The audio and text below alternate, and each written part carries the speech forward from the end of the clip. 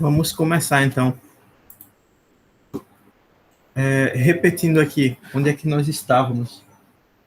Na aula passada, nós conversamos sobre o layout do inversor. Eu estou repetindo aqui algumas coisas do que a gente falou na aula passada. Eu não mostrei slides, mas a gente desenvolveu tudo na nossa máquina virtual, fazendo lá na prática, né? Basicamente, vamos relembrar aqui o que a gente viu. A gente partiu do diagrama esquemático em nível de transistores para a implementação de uma porta inversora. Aí, a partir dele, construímos o chamado diagrama de palitos, e depois do diagrama de palitos, a gente fez o layout físico, lá no Grau. Tem um programazinho chamado Grau na nossa máquina virtual, em que a gente vai construir as chamadas células padrão, que vão ser usadas para montar as máquinas mais complicadas, a partir de unidades elementares.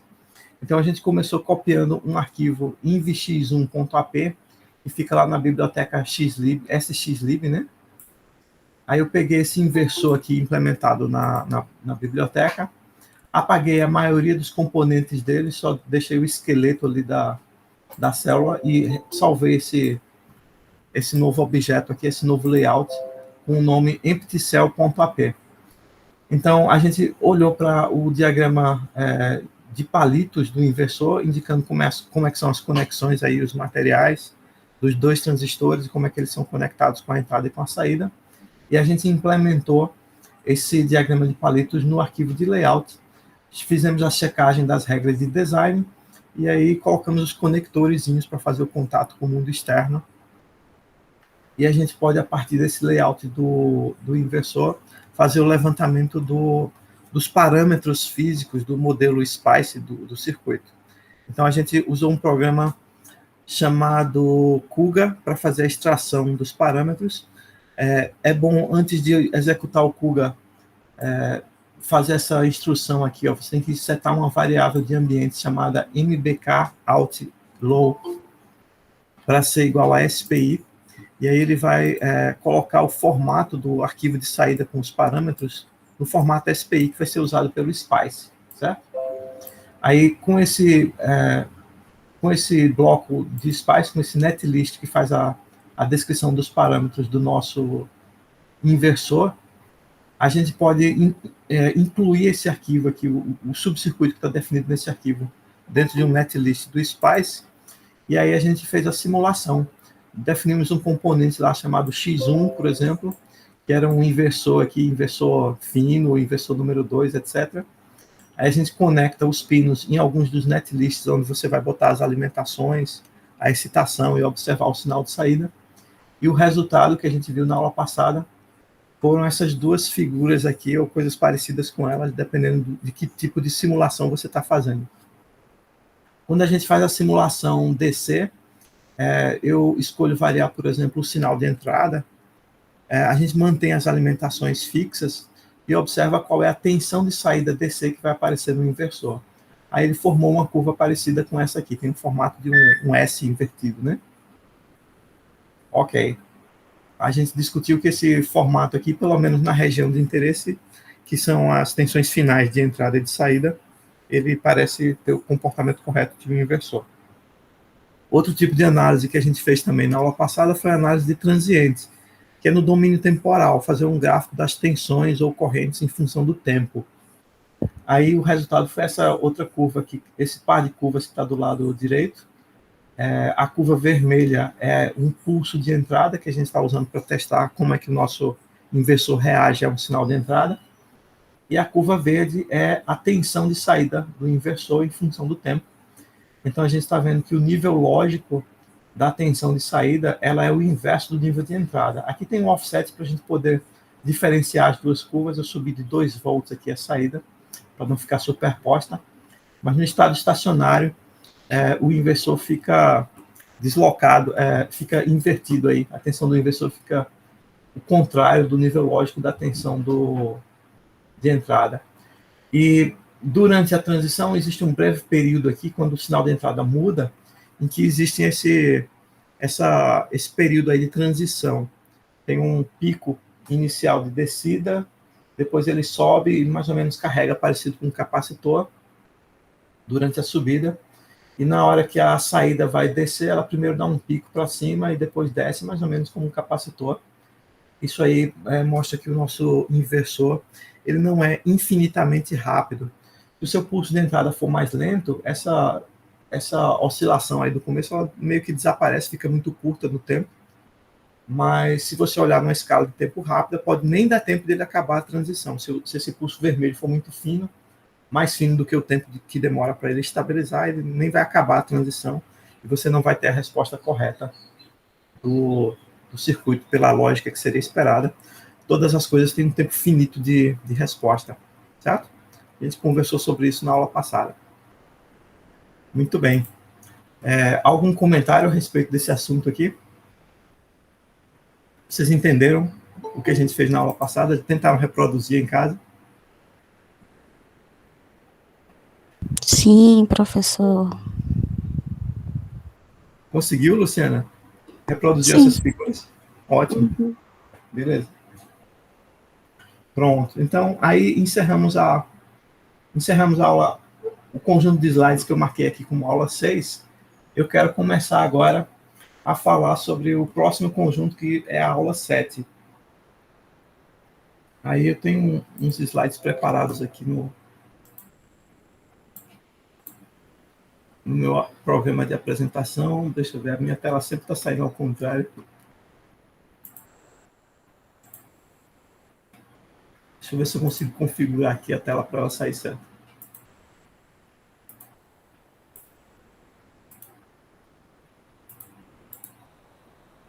Pronto.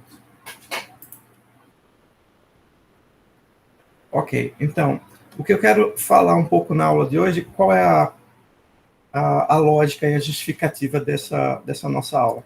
A gente viu essa figura da curva da resposta DC do inversor e ficou um pouco na dúvida de saber se esse formato do S invertido estava correto ou não.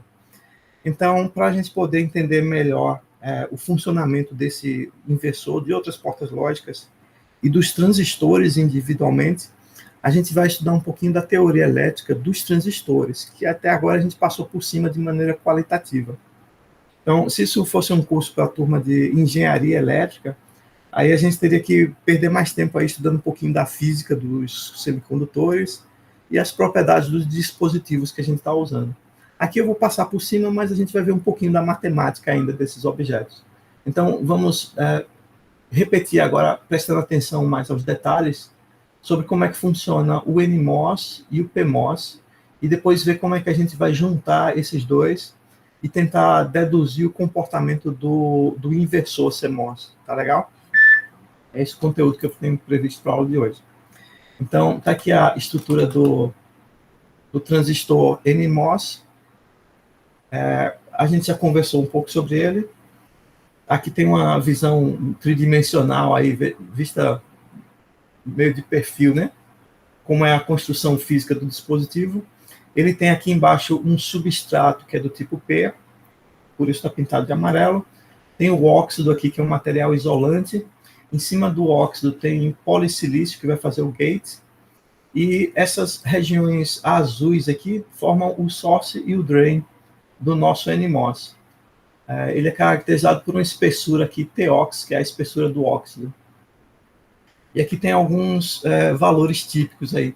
Por exemplo, o comprimento L do gate é a distância entre o source e o gain.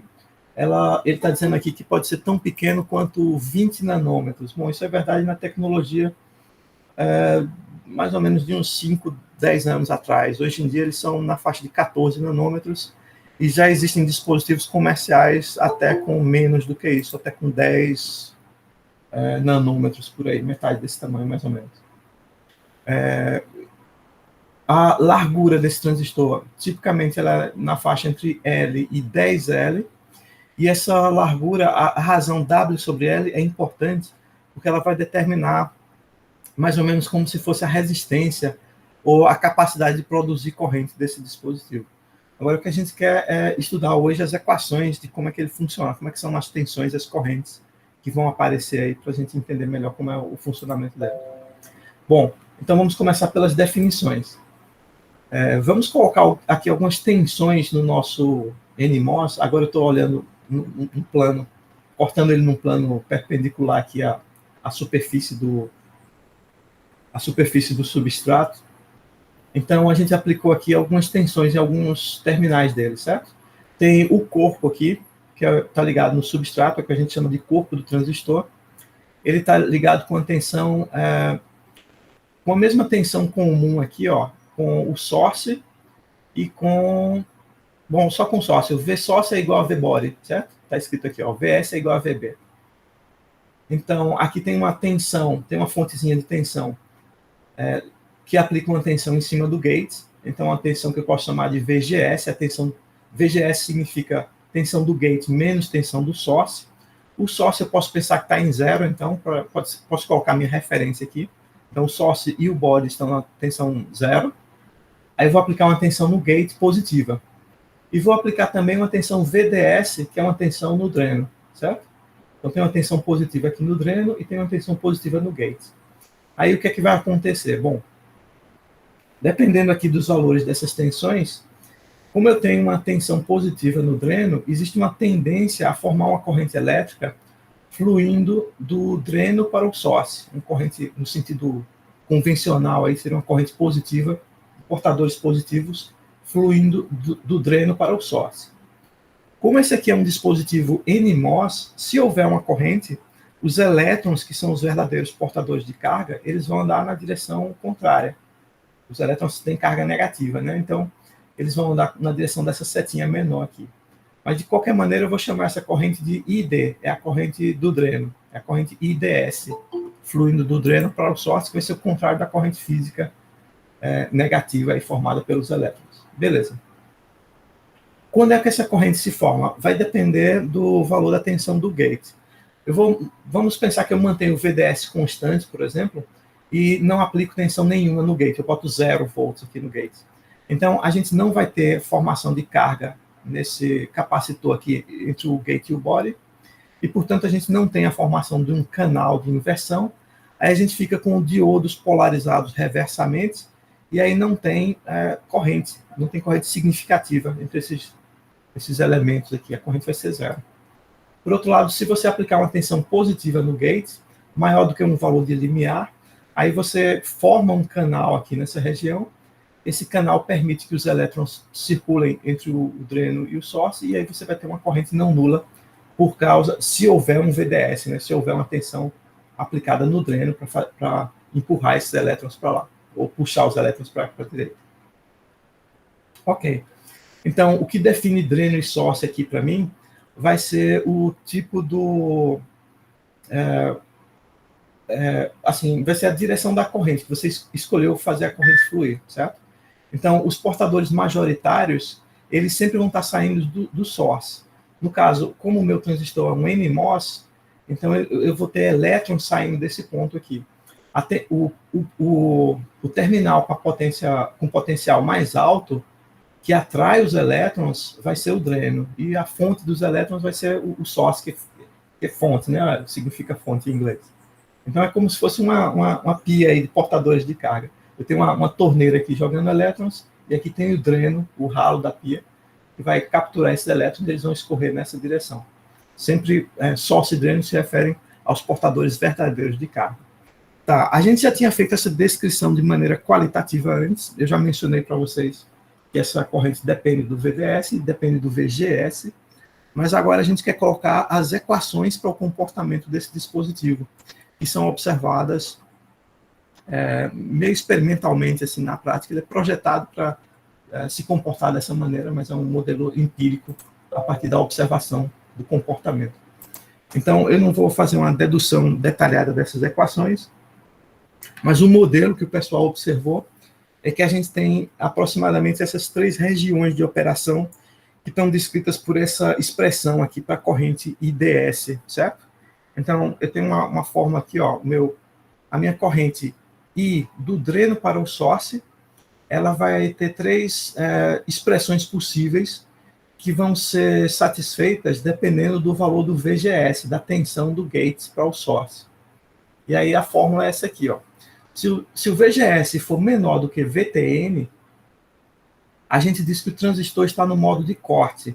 Quer dizer, não tem formação do canal. Se não tem canal, não tem corrente, então a corrente é zero. Bom, esse zero a gente já sabe que é uma aproximação porque existe uma corrente de fuga. Mas é uma boa aproximação, vamos negligenciar por enquanto essa corrente de fuga. Tem uma corrente reversa que escapa ali pelo transistor, pelo diodo, né? A gente tem 2 diodos polarizados reversamente. Tem uma corrente reversa nesses diodos, vamos dizer que ela é zero. Então, nessa situação aqui, se o VGS for menor... Diga, Luciana. O que é esse VTN? VTN é a tensão de limiar. É a tensão que tem que ser ultrapassada pelo VGS para poder formar o canal e esse canal ser efetivo. Beleza. Uma maneira de interpretar a existência desse VGS é o seguinte: o canal, quando você tem uma tensão VDS, esse canal que se forma aqui, ele não é uniforme como está visto nessa figura. Ele tem um formato que nesse desenho aqui seria como um triângulozinho, certo? Ele começa sendo formado perto do sócio, porque aqui o potencial é mais baixo no corpo. No dreno tem um potencial mais alto. Então você começa formando um triângulozinho. À medida que você vai aumentando a tensão no gate, esse triângulo vai esticando. O vértice do triângulo que toca no gate, ele vai esticando. E só vai ter condução se esse vértice tocar do outro lado, porque senão tem uma parte aqui do material que continua positiva. Então você continua com o diodo desse lado bloqueado. Aí esse triângulo vem esticando, seria bom uma animação disso, né? Mas estou explicando assim. Tem um triângulo. Eu tô lembrada. Tem um triângulo aqui do canal que vem esticando quando você vai aumentando o VGS. Quando o triângulo toca aqui, aí fez um contato elétrico e você começa a ter corrente. Então, enquanto o VGS for menor do que VT, onde esse VT é uma... Esse VTN é esse mesmo que VT que está ali na imagem, então? É o VT. Ah, tá. Beleza. Nessas fórmulas aqui, eu estou usando o índice N, que apareceu aí toda hora, para especificar que isso aqui é para o transistor NMOS. Porque a gente vai estudar a mesma situação para o PMOS, aí eu vou usar o índice P. Entendi. Entendi. Beleza. Então, eu estou adicionando um N nas minhas equações. Tá. Então, eu coloquei... Isso aqui é IDS, é a corrente do dreno para o source. Aí devia ter uma vírgulazinha aqui embaixo, N, porque eu estou falando do NMOS, aí a fórmula é essa. Quando for do PMOS, a fórmula vai ser diferente, mas é parecida. Então, aqui tem um VT, mas esse é o VT do NMOS. O VT do PMOS vai ser diferente também. Tá bom, então entendemos aqui a formação dessa região de corte. Ok. Beleza. Aí eu vou aumentando o VGS agora. Quando eu colocar o VGS suficientemente grande para que forme o canal inteiro, conectando o source e o dreno, aí você começa a ter a possibilidade de ter uma corrente entre o dreno e o source. Mas essa corrente ela vai depender de você ter uma tensão VDS. Se eu não aplicar VDS nenhum, não vai ter corrente, né? Porque os dois pontos estão no mesmo potencial, não tem razão para os portadores irem de um lado para o outro. Então, tem uma expressão aqui, uma formulazinha para a forma dessa corrente, e é uma corrente não linear, certo? Isso aqui é uma equação, se você pensar na variável VDS como sendo a tensão que está produzindo essa corrente, veja que apareceu aqui, ó, isso aqui é mais ou menos uma constante, se o VGS for constante. Vamos pensar que VGS e VTN são constantes, esse beta aqui na frente é constante, e eu estou imaginando uma corrente que vai ser produzida pelo VDS aqui em cima. VDS apareceu aqui embaixo com uma expressão meio complicada, mas que parece uma parábola, certo? Tem um termo linear e tem um termo quadrático com a inclinação negativa. Então, isso aqui é uma corrente com formato parabólico, mais ou menos. É uma parábola com cavidade voltada para baixo, então essa corrente aqui ela não varia linearmente em função do VDS. Ok. Apesar disso, essa região aqui é chamada região linear, porque se o VDS for pequeno, o termo quadrático é muito menor do que esse termo, certo? Se o VDS for na faixa aí de, digamos, 0,7 ao quadrado, dá 0,049, é muito menor do que 0,7, então esse termo é meio desprezível. Ele causa uma pequena deformação, mas essa região aqui é o que a gente chama de região linear de comportamento, certo? Ela depende do VDS, com uma forma meio parabólica, mas nessa parábola aqui o termo predominante é o termo linear. Então essa é a região chamada linear de operação do nosso transistor. Já já a gente vai fazer um desenho desse gráfico para ver por que ele tem esse nome linear. Beleza. Como é que acontece essa região linear? Para ela acontecer, é preciso, primeiro, que o VGS seja maior do que o VTN, para que você tenha a formação do canal. E, além disso, é preciso que a tensão VDS também seja maior do que, aliás, que ela seja menor do que essa diferença aqui, VGS menos VTN. Enquanto ela for menor do que isso, aí você segue essa fórmula, que significa que a corrente está aumentando aqui linearmente, mais ou menos linearmente, em função do VDS que foi aplicado, certo? Isso aqui vale para o VDS relativamente pequeno, se ele for menor do que essa diferença, VGS menos VTN. VGS menos VTN é mais ou menos a tensão que sobrou aqui depois da formação do canal. Aí você aplica essa tensão entre o dreno e o source, e ela é responsável pela formação de uma corrente que vai aumentar aqui linearmente, mais ou menos linearmente, à medida que você aumenta o VDS. Essa é a chamada região linear de operação.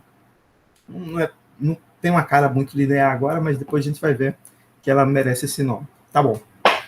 Aí, o que acontece se aumentar mais ainda o VDS? Quando a gente vai aumentando o VDS, o formato do nosso canal ele vai ficando mais distorcido. O VDS ele muda o potencial elétrico ao longo dessa direção que conecta o dreno com o source, e esse potencial vai afetar a largura do canal. Quando o VGS é maior do que o VTN, o canal já tem um contato aqui, mesmo que você aplique o VDS muito grande, mas ele ainda tem um formato meio triangular, fica com a forma de um trapézio, né? Um triângulo com a face cortada aqui desse lado, com o bico do triângulo cortado desse lado. Quando esse trapézio fica muito inclinado, ele volta a ter uma forma de um triângulo. E isso pode ser causado pelo aumento do VDS. Então, quando o VDS fica muito grande, você meio que apertou o lado menor do trapézio, aí ele encosta aqui e fica num tamanho próximo de zero. Nesse tamanho próximo de zero, ainda tem corrente. Mas você não consegue fazer essa corrente aumentar mais quando você aumenta o VDS, porque ele já está no menor tamanho possível. Aí essa região aqui, em que não ocorre mais um aumento da corrente, ou pelo menos esse aumento é muito pequeno à medida que você aumenta o VDS, é a chamada região de saturação. Você tem um máximo aí da corrente. A corrente chegou num valor em que é difícil fazer ela aumentar mais. Aí a expressão para a corrente agora é dada por essa fórmula aqui, ó. É um beta vezes VGS menos VTN ao quadrado. E note que nessa fórmula aqui não tem mais o VDS. Ou seja, essa corrente é constante em função do VDS, ela não aumenta mais. Então, a gente passou de uma corrente zero para uma corrente aí que varia mais ou menos como uma linha reta, e depois a corrente para de crescer, ela fica constante novamente num valor máximo, que é dado por essa expressão. Essas fórmulas são aproximadas, isso é um modelo. Na verdade, elas não são perfeitas. A corrente de corte aqui não é zero, ela depende do VDS. E essa corrente de saturação, ela também não é constante exatamente. Ela tem uma dependência com o VDS também, mas é uma dependência muito mais lenta. Então, tem um VDS com um número pequeno aqui na frente, que vai dar uma reta com a inclinação menor.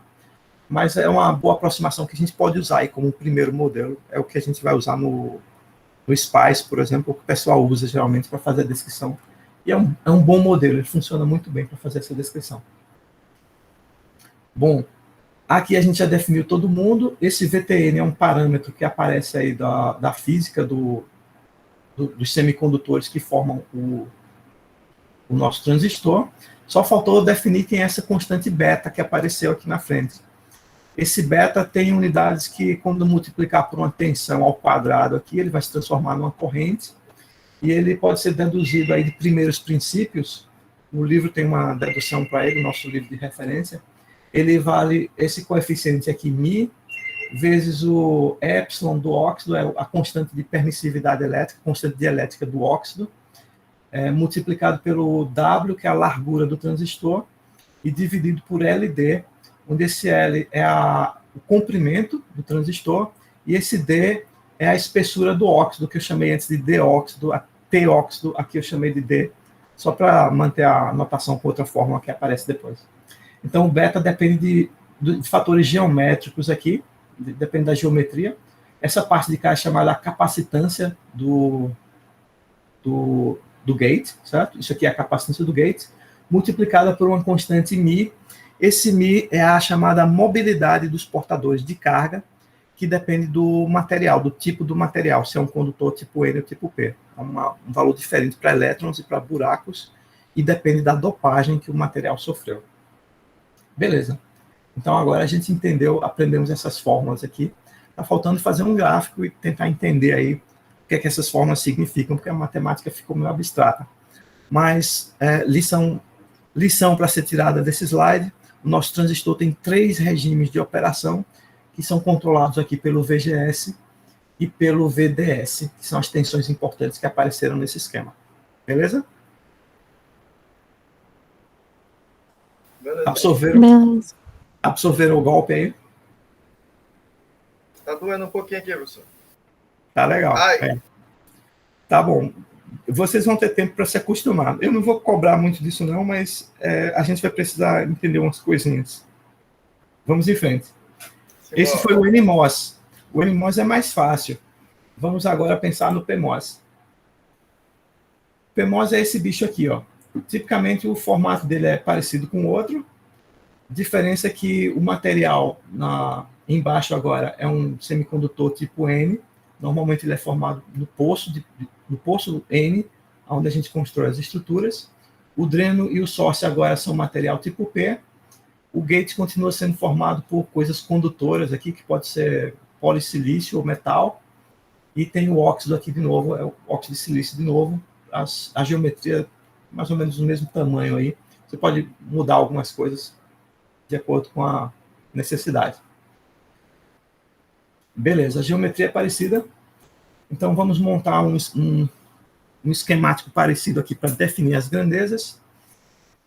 Eu vou fazer diferente agora. Dessa vez, para ter os nossos transistores polarizados reversamente e não ter uma corrente de fuga gigantesca aí na hora que a gente ligar a máquina, o nosso corpo precisa ser colocado com a mesma tensão, com a tensão alta, certo? Com a tensão alta. Então, aqui eu escrevi VS igual a VB igual a VDD. Antes era 0, mas no meu esquemático aqui, bom, no esquemático está ligado como se fosse no terra, mas isso aqui está errado, tá? Isso aqui não é o terra, não. Isso aqui era para ser o VDD, a tensão alta. Ou então eu posso deixar o terra aqui, mas nessas fontes, eu estou colocando, ele colocou corretamente aqui no esquemático o seguinte: se você botar o terra nesse ponto, você bota aqui uma tensão negativa nessas fontes. Tanto o VDS quanto o VGS agora tem que ser tensões negativas. Então, mais fácil do que isso é você botar VDD aqui e botar uma tensão referenciada ao terra menor do que VDD, ela fica negativa. Diga, Michel. Professor, no caso, esse V minúsculo e o V maiúsculo é ACDC, né? As correntes? Essa diferenciação. Aqui está meio misturado. Eu vou tentar fazer assim: quando for maiúsculo é constante, quando for minúsculo pode ser alternado, certo? Entendi, beleza. Mas pode também ser alternado com frequência 0. Eu vou tentar manter essa notação. Por exemplo, o VS e o VB, como eles são iguais ao VDD, aqui a tensão vai ser sempre constante, mas eles são minúsculos, não tem problema, pode ser. Agora, o VDD é constante e o VT é uma constante também. Aqui eu estou falando do VTP, né? É uma tensão limiar, threshold, do transistor P, que é uma constante. E nesse caso, ela tem que ser uma constante negativa, porque eu preciso aplicar uma tensão negativa para poder formar portadores de carga positivos aqui no meu material N e formar um canal positivo. Senão ele não funciona. Beleza, então, diferença. É como se eu estivesse trabalhando com tensões negativas agora entre o dreno e o source. Na verdade, não são tensões negativas, elas são negativas em relação ao body, ao corpo. Mas o corpo eu vou botar no VDD.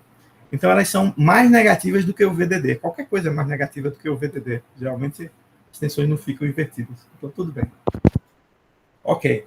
Dessa vez, a corrente vai do source para o dreno no sentido convencional e também no sentido verdadeiro, porque os portadores de carga aqui são buracos. Buracos se comportam como se fossem cargas positivas. O gate agora tem uma tensão negativa, se eu olhar nesse desenho, porque eu tenho cargas negativas aqui em cima e cargas positivas embaixo. Então, isso aqui, se eu pensar num capacitor, esse capacitor está acumulando uma carga negativa na parte de cima. E aí a corrente vai fluir do source para o dreno, na direção oposta à corrente que a gente tinha da vez passada, certo? Aí, de novo, quem vai definir quem é o source, quem é o dreno, é o sentido do movimento das cargas dos portadores majoritários, é o sentido verdadeiro, físico dos portadores de carga. Então, nesse caso, ele tem o mesmo sentido da corrente convencional, porque os portadores são positivos. Beleza, aprendemos isso aqui. Equações para esse sujeito. Agora eu vou escrever uma equação para a corrente entre o source e o dreno. Note que essa minha equação aqui da corrente, ela tem um sentido oposto à outra, porque eu sei que a corrente vai do source para o dreno, aí eu não quero botar um sinal de menos nas equações. Beleza. Se eu escrever assim, ISDP, aí eu vou ter uma corrente zero se o VGS for maior do que VTP. Lembrando que o VTP aqui é negativo, então esse VGS significa mais perto de zero. É menos negativa, né? É mais perto do zero do que o VTP, que é negativo. Aí o transistor está na região de corte. Então quer dizer que o módulo do VGS é menor do que o módulo do VTP, certo? Aí ele está em corte porque você não conseguiu formar o canal. O VGS é pequeno para formar o canal, não tem carga lá no capacitor suficiente para que o canal exista. Aí você vai aumentando o módulo do VGS. Então o VGS está diminuindo, porque ele é negativo. Se o VGS for menor do que o VTP, quer dizer, mais negativo do que o VTP, aí a gente forma o canal e você entra na região linear. O valor da corrente é dado por essa equação aqui, ó, onde o VDS, a tensão entre o dreno e o source, ela é negativa. Então, isso aqui pode me dar um número negativo, mas só que esse aqui é negativo também, aí os dois trocam de sinal e fica positivo. Certo? Porque o VGS é negativo, VDS é negativo, VTP é positivo, mas o VGS é menor do que o VTP, esse é mais negativo. Então, isso tudo aqui tem sinal de mais. Isso aqui dá uma corrente positiva indo do source para o dreno. Esse aqui é negativo também, ele está subtraindo, mas aí ó, apareceu o quadrado, já subtraiu no outro, então continua certo. Beleza. Essa é a região linear. Ela vai ser uma região linear enquanto o VDS for maior do que VGS menos VTP. Mas esse maior aqui, o VDS também é negativo, significa que o módulo dele é menor do que VGS menos VTP. Então eu podia ter escrito a mesma equação do outro, botando módulo nas coisas que são negativas, ia dar certo também, mas aí tinha que ter cuidado aí com o sinal da corrente, ele sai automaticamente correto. Se você botar o módulo, você tem que botar o sinal por fora. Beleza. Caso o VDS seja menor do que VGS menos VTP, aí, se houver canal, a corrente também vai ser saturada. Então, essa corrente aqui dá uma expressão que deveria ser positiva. Essa aqui está com o sinal menos, não, aparentemente isso seria menos, mas veja, tem um quadrado aqui, aí o quadrado deixa tudo positivo. Então, essa fórmula está certa. A corrente é positiva e tem esse valor constante, que não depende mais do VDS, certo? Isso aqui não depende do VDS, então eu chamo de corrente constante em função de VDS. Ela varia com o VGS, mas não varia com o VDS, certo? Então a gente chama de constante. Everton chegou atrasado, esqueceu da aula. Muito bem, Everton. Não perdeu quase nada. Depois tem a aula gravada lá para vocês. Beleza. De novo, Henrique levantou a mão. Diga, Henrique. Boa tarde, professor. Eu tinha falado justamente sobre isso no início da aula. Era porque o senhor coloca as aulas, mas a gente tem que pedir para liberar, né? Quem tem conta do CI consegue acessar. Ah, é? É. A aula é aberta para quem tem a conta do Google do CI. Eu acho que eu vou tentar botar manualmente para acesso para todo mundo. Aí vocês vão poder acessar de qualquer maneira. Professor, já que a gente está nesse assunto, as aulas, por que elas não podem ser baixadas? Porque player do Google Drive, ele é horrível. Pra você ficar indo e voltando quando a gente tá revisando a aula, a gente fica indo e voltando. Às vezes quando ele dá uma travada e tem que recarregar a página, e é meio lento também. Eu não sei, vocês não conseguem baixar, não? Eu não sei. Não dá pra baixar. Tem que dar permissão pra fazer o download. Então, É, acho que o senhor nas configurações não deu permissão para download. vocês podem perguntar pro pessoal do suporte aí do CI qual é o problema. Eu vou tentar modificar as permissões, certo? Não, mas eu tenho contra o CI e não consigo fazer nenhum download. Eu não sei. Se Beleza. for alguma permissão que eu tenho que colocar, eu posso colocar, mas Creio eu que é, professor, creio eu. não sei. Rapaz, eu dou uma de Hackerman. Eu instalei uma extensão no Google Chrome aqui e baixo o vídeo. Beleza, manda essa extensão aí. Pronto. Ótimo. Eu não entendo direito dessas permissões, não. Talvez vocês tenham que ter permissão de editor, mas eu não sei. Se o editor pode apagar o vídeo, isso poderia causar algum problema. Eu não sei. Eu vou tentar deixar acessível para todo mundo, talvez fique mais fácil, ou então vocês pegam a extensão aí do Wellington para poder fazer o download do vídeo e assistir como quiser. Aí tem que ter um HD grande, né? Porque cada vídeo deve ter uns 200 MB. Ou então você assiste e apaga. Pode ter uma internet boa também para fazer o download toda vez que precisar. Pronto. Ok, então, moral da história. Para a corrente ISDP, vai ser uma corrente positiva aqui, mesmo que o VGS e o VTP sejam negativos. A gente, de novo, tem os 3 regimes de operação do transistor. Tem regime de corte, região linear e região de saturação. Nesse caso aqui, se eu usar essa equação, o VTP, VGS e VDS são todos negativos. Eles são negativos porque, por exemplo, eu faço VDD menos alguma coisa aqui que é menor do que VDD. Aí isso dá uma tensão negativa. Usualmente, estou dizendo aqui, ó, o VBOD é igual a VS, que é igual a VDD, no lugar de ser esse zero. Aí essas tensões relativas aqui ficam negativas. Beleza. E, de novo, apareceu um beta aqui. O beta, de novo, depende da capacitância do gate, que é uma coisa que depende só da forma física e da permissividade do óxido de silício.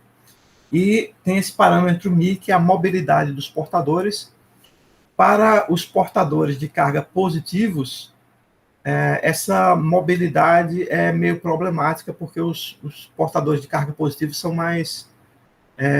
menos móveis, por assim dizer, do que os negativos, certo? A camada de valência ela é mais profunda, ela tem energias mais baixas, então os buracos se movem com uma velocidade menor do que os elétrons, e isso afeta a condutividade, afeta o beta do material.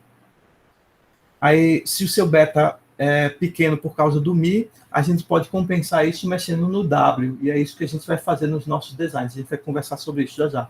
Como o μp é menor do que o μn, a gente vai mexer no W do transistor P para compensar e deixar o beta igual nos dois casos, porque é interessante ter o beta igual, como a gente vai ver no final da aula. Beleza. Ok. Temos as equações, finalmente. Eu espero que vocês tenham entendido as equações, pelo menos acompanhado, tentado acompanhar. Tem essas fórmulas aqui, não precisa decorar a fórmula, não, mas a gente vai... talvez a gente precise usar essas equações, aí você copia de algum lugar. Beleza. Agora que nós entendemos como funciona cada transistor, vamos começar a juntar esses transistores para fazer portas lógicas. E no nível de detalhe que a gente quer entender, no nível de calcular correntes aí, só dá para entender mesmo o inversor, as outras são complicadas demais, mas elas acabam se reduzindo até o nível do inversor, certo? Então, vamos tentar deduzir aqui quem são as equações para o nosso inversor CMOS, juntando 2 transistores, um N e um P, para tentar montar o inversor e reescrever as equações que vão dar as correntes ou as tensões de saída dele. Então, tá aqui, ó, nosso esquemático do inversor, que a gente viu algumas vezes já no passado próximo. É assim, a gente tem 2 transistores, um P e um N, o P fica ligado lá em cima no VDD, o N fica ligado aqui embaixo no VSS, que geralmente é o terra, A tensão de entrada vai do gate dos dois transistores e a tensão de saída é o terminal comum dos dois, o Vout aqui. Ok. Então, como os buracos vão fluir da tensão mais alta para a tensão mais baixa, o source está em cima no VDD. No NMOS é o contrário. Os elétrons vão fluir da tensão mais baixa para a tensão mais alta. Quem pode estar mais alto do que o zero aqui é o Vout. Então, o source está embaixo, portanto, os dois drenos se encontram no meio e os sources são nas alimentações, no VDD e no VSS. Ok, então, a corrente IDS positiva vai do Vout para o VDD e a corrente IDS do NMOS vai do Vout para o source, para baixo. Essas duas correntes aqui são IDSP e IDSN. Beleza. A gente já tem as formas dessas correntes. Aí eu quero escrever agora quem são aquelas tensões que a gente tinha lá no modelo do transistor em função dessas tensões que a gente tem aqui no nosso desenho, no nosso novo esquemático. Aí aqui eu não tenho mais VGS, VDS, etc. Eu quero substituir essas tensões por VIN, Vout, VDD e VSS. Então, quem são essas tensões? Para o PMOS, não, vamos começar pelo NMOS aqui embaixo. Para o NMOS aqui embaixo, quem é o VGS? Aqui, quem é a tensão VG menos VS no NMOS? Quem é o VGS? VIN. É VIN menos VSS, que está aqui embaixo. Aí o VSS geralmente é zero, mas dependendo da implementação aí que você faça, você pode usar alguma coisa diferente de zero no VSS. Então, eu vou escrever assim, ó, VGS é VIN menos VSS. Pronto, aqui é geral. Geralmente o VSS é zero, mas eu posso escrever assim para ser mais geral. Beleza. Quem é o VDS no NMOS? VDS é só olhar para a figura aqui, ó. É Vout menos VS. Então, VDSN é Vout menos VSS. Tranquilo? Agora vamos para o PMOS. Quem é o VGS no PMOS?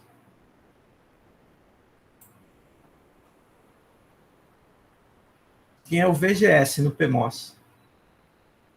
É o VIN menos VDD. Tá ali. Tá escrito aqui, ó, é só filar. VGS é a tensão no gate, que é VIN, menos a tensão no dreno, aliás, no source, o source é VDD. Então, é VIN menos VDD. E, finalmente, VDS no PMOS é VD, que é Vout, menos VS, que é VDD. Então, Vout menos VDD. Pronto, tá aqui. Ok. Então, a gente pode pegar as nossas equações lá e substituir. Toda vez que tiver um VDS, você bota Vout menos VDD. Toda vez que tiver um VGS, você bota VI menos VDD, no P. E depois fazer a mesma coisa no N. Aí a gente vai trocar as nossas equações e escrever as equações, essas equações aqui, ó, esse conjunto, a gente pode reescrever em termos dessas variáveis, VIN e Vout. Aqui está o esquemático mais em forma de layout, né? Mais físico. O VIN está aqui nos dois gates, o Vout está aqui comum nos dois drenos, o VS do N está conectado no zero aqui, no VSS, e o VDD está conectado junto com o poço aqui, com esse contato N+, do poço. O VDD está conectado no corpo e também no source do PMOS, aqui em cima. Beleza. Então, esse esquemático aqui é o desenho mais realista aí do inversor. Ok. Agora, se vocês prestaram atenção, a fórmula para a corrente que eu escrevi lá para o PMOS, eu escrevi ISDP. E aqui eu estou usando IDSP. Então, é só inverter a direção da corrente. Inverter na direção, trocar D por S, você inverte o sinal e coloca a corrente com o sinal trocado, certo? Você pode inverter a direção da setinha e troca os índices aqui, S por P, e dá a mesma equação. Então, na equação anterior, eu calculei ISDP, aí a gente troca o sinal, vai ter o IDSP. Pronto. Ok. O sentido verdadeiro da corrente é a corrente de buracos, que é o contrário ao mostrado na figura. O ISDP é maior que zero, o IDSP é menor do que zero. Essa corrente aqui, ela vai ser sempre negativa, porque a corrente convencional ela vai sempre fluido VDD para a saída. A setinha aqui está no sentido oposto. Essa corrente IDS-P, ela é sempre negativa nessa figura. Se tudo estiver funcionando, né? Ela deve ser negativa. Beleza. Ok, então agora eu consigo calcular em função de Vin e de Vout quanto é a corrente que vai ser produzida pelo nosso inversor. É só somar as correntes ali dos dois transistores que a gente já tem as fórmulas para eles. Ótimo. Aí o que é que vai dar? Bom, vamos analisar essa corrente total aqui. Ó. A corrente total de saída vai ser essa subtração, é ISDP menos IDSN. A corrente total de saída, se a gente olhar nessa figura aqui, a corrente que vem para o Vout, que carrega um capacitor, por exemplo, na saída, vai ser menos essas duas correntes que estão aqui. As duas estão saindo. Se eu inverter as duas setinhas e puxar para a direita, elas vão formar a corrente total de saída que vai carregar um capacitor.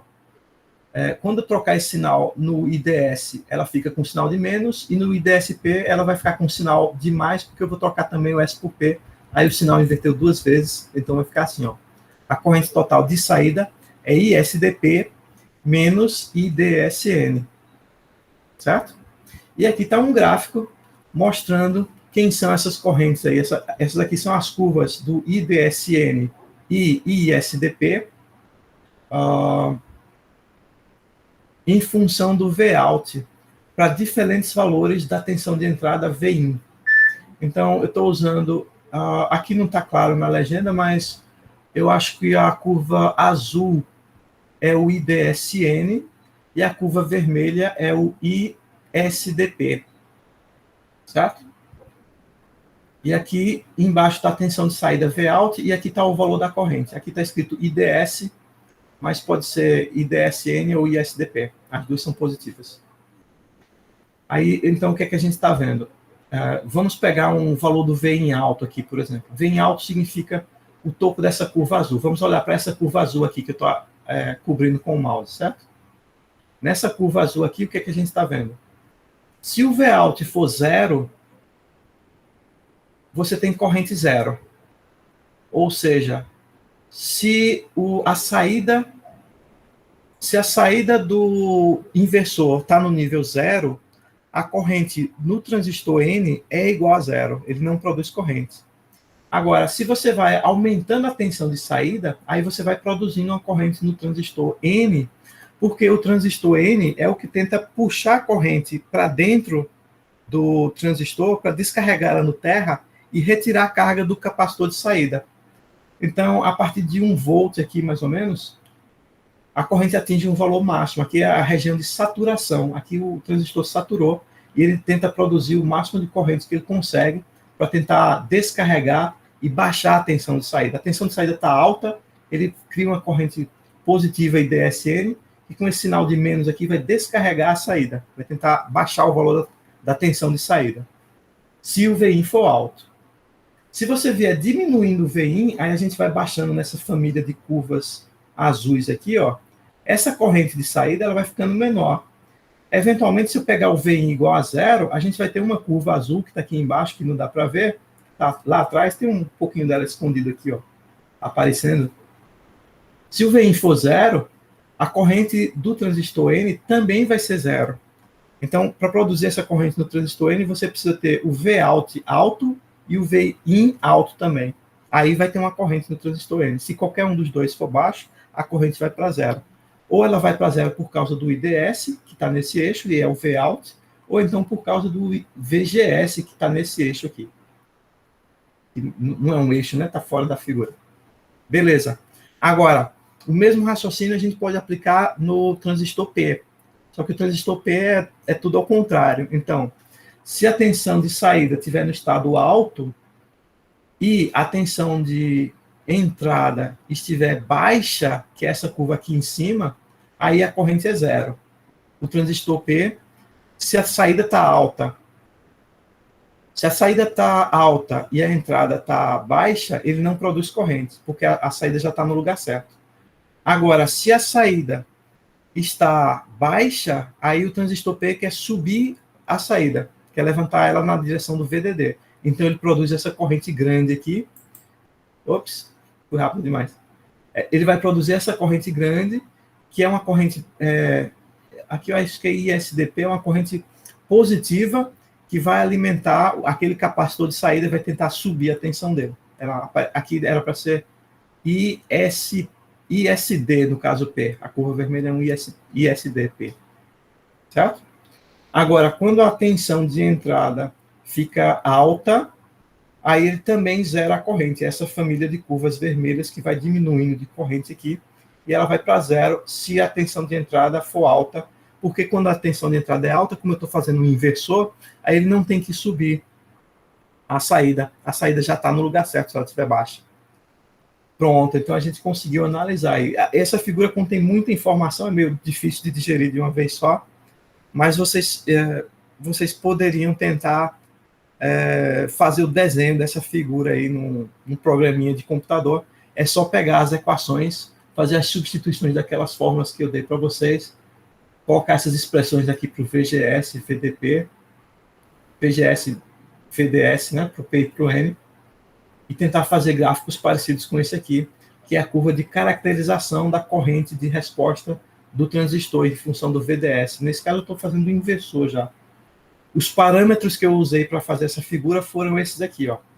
O VSS é 0, VDD é 1,8 volts, o VTN é 0,7, o VTP é menos 0,71, e o beta P e beta N, aqui está errado de VCN, os dois são iguais a 350 mA por volt quadrado, que é um valor típico dessas tecnologias que a gente usava nesse tamanho aqui de transistores. Ok. Depois vocês tentam fazer a figura. Vamos continuar a nossa análise. Tá. Eu estou tentando estudar a soma dessas duas correntes, porque a corrente total de saída é a soma das duas correntes. Se eu colocar essas correntes com o sinal correto e fizer a soma das duas, nessa equação aqui para o Iout, é o ISDP menos IDS, aí a corrente total de saída é essa curva, é essa família de curvas aqui que está para diferentes valores do Vout no eixo X e do Vin formando as curvas diferentes, certo? Então, essa primeira azul aqui, ela corresponde ao Vin igual a zero. Olha só, é Vin igual a zero aqui e Vin igual a zero aqui. Essa curva é a corrente total de saída em função de Vout quando o Vin é igual a zero. Aí o que é que a gente está vendo nessa curva? Quando o Vin é zero, se o Vout for zero, eu vou ter uma corrente positiva grande.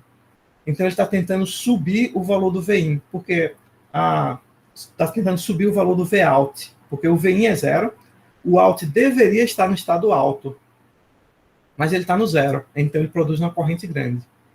Aí vamos dizer que o Vout tem um capacitor, e esse capacitor vai carregando. Então, à medida que o capacitor carrega, a tensão de saída vai aumentando. Então, eu vou andando nessa curva aqui, ó. Ele continua produzindo corrente. Até 0,75 volts ainda tem uma corrente grande, mais ou menos constante. O capacitor continua carregando. Quando o capacitor vai carregando, quando a tensão do capacitor passa de 0,75, mais ou menos, passa de 1 volt, aí a corrente começa diminuindo. Se a tensão de saída, Vout, chegar em 1,7, aí a corrente vai para zero. Ele para de carregar porque a saída já está no estado que deveria, aí a corrente é zero, eu não preciso ficar gastando energia para carregar uma coisa que já está carregada. Certo? Se só tiver um capacitor lá, ele carrega e para nesse valor de corrente. Então isso aqui, eu posso imaginar que essa curva é a corrente carregando um capacitor que fica na saída quando a entrada está no estado zero. Agora, vamos pensar na situação oposta. Digamos que a entrada está no estado 1. Então, a entrada tem 1,8 volts. Aí eu estou nessa situação dessa curva azul clarinho aqui, azul ciano. Certo? Se o Vout for igual a zero e a entrada está no estado 1, a corrente total é zero. Não tem corrente em nenhum dos dois transistores. Agora, para eu poder ter chegado nesse estado, digamos que eu parti daqui de cima. O Vout era alto. Então, tinha uma tinha uma tensão alta lá de 1,8 volts no Vout. Aí o que é que o meu inversor vai fazer? Ele vê um capacitor carregado na saída, a saída está no estado 1, o Vin é igual a 1, então ele vai produzir uma corrente negativa. Quem vai produzir essa corrente negativa é o NMOS, ele vai puxar carga do capacitor de saída, e essa corrente negativa vai ter um grande valor enquanto a tensão fica descendo aqui, até mais ou menos 0,9 por aí. A partir daqui, o módulo da corrente começa diminuindo, a corrente vai diminuindo em valor absoluto, e até chegar no zero. Quando a tensão de saída é igual a zero, aí não precisa mais produzir corrente, porque ele já está no estado certo. Então, nessa curva daqui de baixo, você viu a descarga de um capacitor de saída, certo? Aqui é análise DC, não é no tempo, mas eu estou imaginando que se essa carga do capacitor tivesse variando no tempo, a corrente ia descrever essa curva aqui. Beleza, e todas as curvas intermediárias entre um e outro são uma superposição, uma espécie de combinação aí dos dois transistores atuando, sempre um deles atuando mais numa região do que no outro, de maneira a produzir a corrente certa para trazer a saída na direção do que ela deveria estar em função da tensão de entrada, em função do Vin, ele vai determinar qual é a corrente necessária para que o Vout vá na direção correta. Claro que se o Vin não estiver num bom estado, ele vai produzir uma corrente menor, que é menos eficiente em causar aquele efeito que você deseja. Mesmo assim, ele vai produzir alguma corrente, enquanto a corrente não for zero, o capacitor vai estar sofrendo algum estado de carga. Então, quando é que tem corrente zero aqui nessa família de curvas? Tem duas possibilidades. Ou você está no estado final, aqui com o Vout igual a zero, ou Vout igual a 1,8, ou então, se você estiver nessa família de curvas aqui, em que o Vin está intermediário, na metade do caminho, mas isso aqui é altamente instável, porque se o Vin não ficar estável nesse valor, vai ter uma corrente lá produzida, uma corrente pequenininha vai acabar mudando o Vout, e isso vai acabar aumentando o valor da corrente para um lado e para o outro. Então, esse conjunto de curvas aqui mostra como é a corrente total de saída do inversor em função do VDS, ou do Vout, né? O Vout que apareceu aqui, mas ele vai estar relacionado com o VDS, e também da tensão de entrada, que vai ser responsável pelo VGS nos dois transistores. Isso aqui é a análise aí detalhada do truque esperto que o pessoal inventou para construir esses transistores NMOS, CMOS, na verdade, o grupo CMOS, para fazer as portas lógicas funcionarem e não consumirem corrente quando não é necessário, quando você já está no estado estacionário. Elas só vão produzir a corrente necessária para mudar de estado, se o estado não estiver correto, certo? Então, entender essa figura aqui é fundamental aí para vocês entenderem o funcionamento dessa maquininha esperta. Tá legal? Ok. Bom, então, teoricamente, se a gente entendeu essas figuras, a gente já sabe como é que o transistor se comporta, mas tem ainda algumas sutilezas aqui. Isso aqui mostra mais ou menos qual é o valor da corrente, mas é difícil ainda de fazer a análise DC somente olhando para essa figura. A gente tem que pensar o que acontece aí, por exemplo, no estado de equilíbrio. E aí, estado de equilíbrio, quer dizer, eu quero fazer uma análise DC, por exemplo, para reproduzir aquele resultado que o Spice fez a conta para a gente da vez passada. Se eu estou procurando por um estado de equilíbrio, significa que a corrente de saída vai ser igual a zero. E aí, como é que essa corrente de saída vai ser igual a zero? Em função da tensão de entrada e da tensão de saída. Bom, uma maneira de calcular isso é eu procurar igualar as duas correntes. Veja, o Iout é ISDP menos IDSN. Se eu fizer essas duas correntes iguais, elas se cancelam e isso dá Iout igual a zero. Então, eu fiz uma espécie de gráfico aqui da superfície em função de Vout e Vin. Essa fórmula que a gente tem para a corrente vai dar uma superfície no espaço Vout, Vin e a corrente no eixo X, onde eu estou fazendo o gráfico aqui em vermelho é a corrente IP do transistor positivo e em azul a corrente IN do transistor negativo.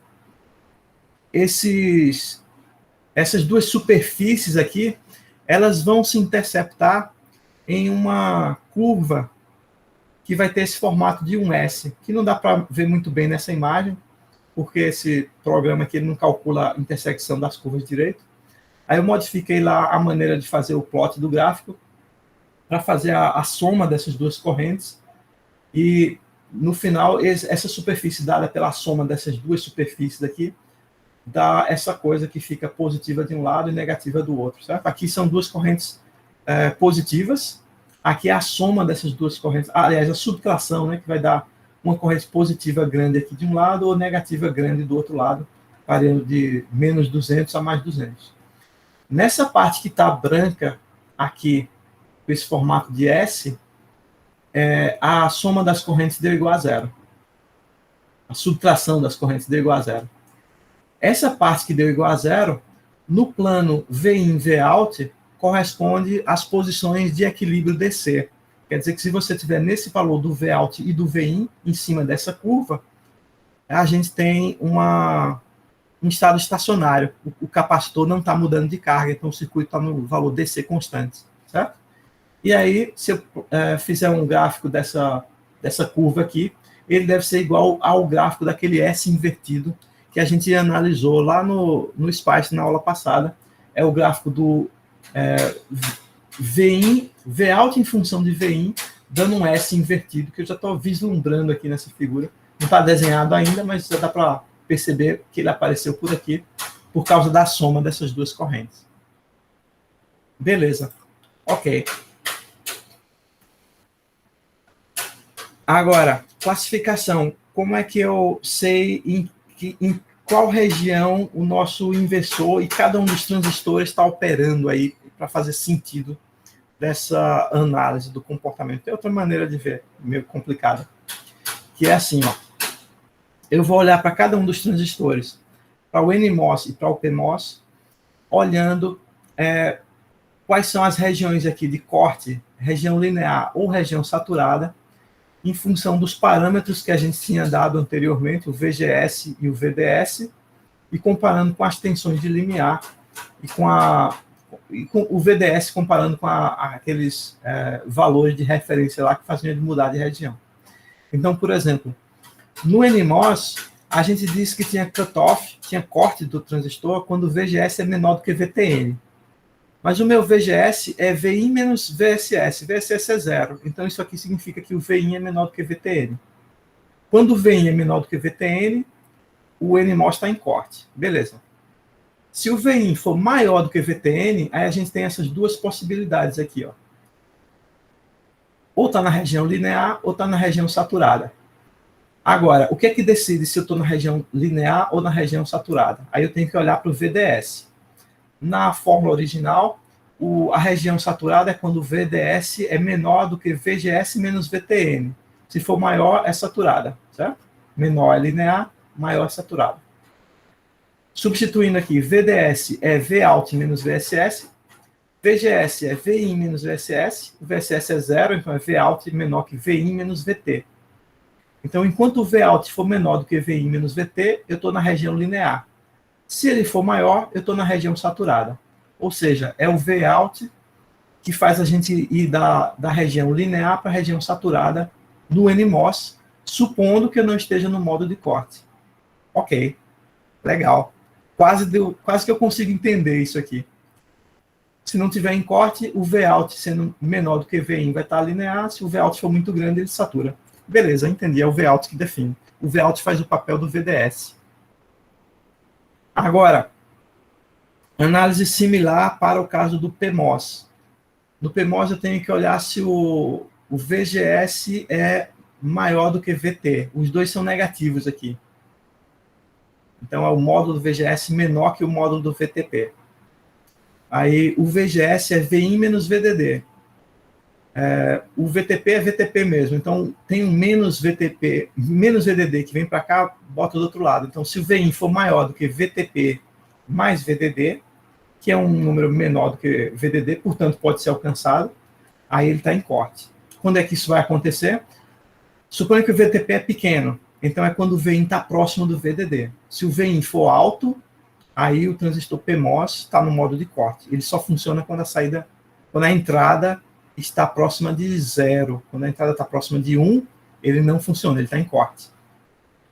Dito que ele, uma vez que você sabe que ele não está em corte, então a gente tem uma tensão baixa, a tensão de entrada é baixa, aí eu vou olhar para a tensão de saída e decidir se a tensão de saída vai colocar ele na região linear ou na região saturada. Aí a gente olha para o VDS. O VDS aqui eu vou substituir pelo Vout. Aí vai aparecer um VDD dos dois lados aqui que se cancela. Então é o Vout maior do que VIN menos VTP. Quando o Vout é grande, ele está na região linear. Quando o Vout é pequeno, aí ele está na região saturada. E isso aqui me permite identificar qual é a região de operação de cada um dos transistores, certo? Note que eles são complementares. Quando um está na região linear, o outro está na região saturada. Quando um está no corte, o outro está em não corte e vice-versa. São sempre complementares. Um funciona quando o outro não está funcionando. Um é mais ativo quando o outro é menos ativo e vice-versa. São complementares. Bom, ok. Então, com um pouquinho de atenção e paciência, a gente consegue deduzir aí qual é o regime de operação de cada um dos transistores e talvez a gente consiga juntar isso tudo e descrever qual vai ser o comportamento do transistor de maneira geral, do inversor em geral. Ok. É muita coisa para vocês absorverem de uma vez só. Vocês podem tentar rever na aula depois, mas vai ficar mais claro quando vocês tentarem fazer alguma coisa com isso. Tá. Mas vamos juntar tudo aqui. O que é que a gente observou? Se vocês analisarem a região de validade de cada uma dessas inequações, a gente vai conseguir montar esse gráfico aqui, ó. Aqui eu estou no plano Vout no eixo Y e Vin no eixo X.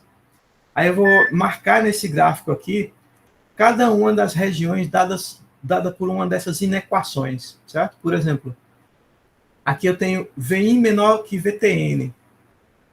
Digamos que o VTN é aqui a 1/4, mais ou menos, do VDD. Então, isso aqui corresponde a que região nesse gráfico? VI menor do que VTN. Bom, essa inequação aqui, ela não depende do Vout.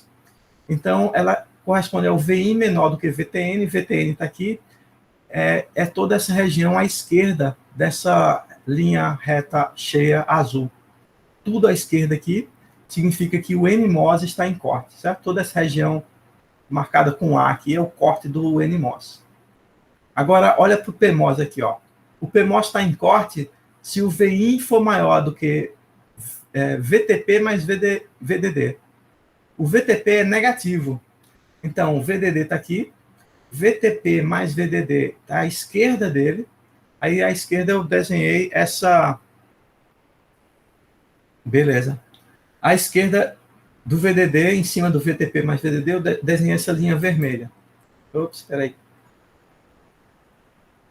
Se o VIN for maior do que a linha vermelha, é toda essa região marcada em E aqui. Na região E, o PMOS está em corte, certo? Então, aqui o NMOS está em corte, aqui o PMOS está em corte. Beleza. Se você não estiver em nenhuma dessas duas regiões, aí a gente pode estar... Aí eu tenho que analisar a outra inequação. O transistor não está no modo de corte, ele pode estar ou na região linear ou na região saturada. Aí eu tenho a outra inequação aqui para observar. Vamos olhar a inequação do NMOS. O NMOS está dizendo aqui, ó, se o Vout for menor do que VIN menos VTN, aí eu estou na região linear. Como é que eu sei que região é essa?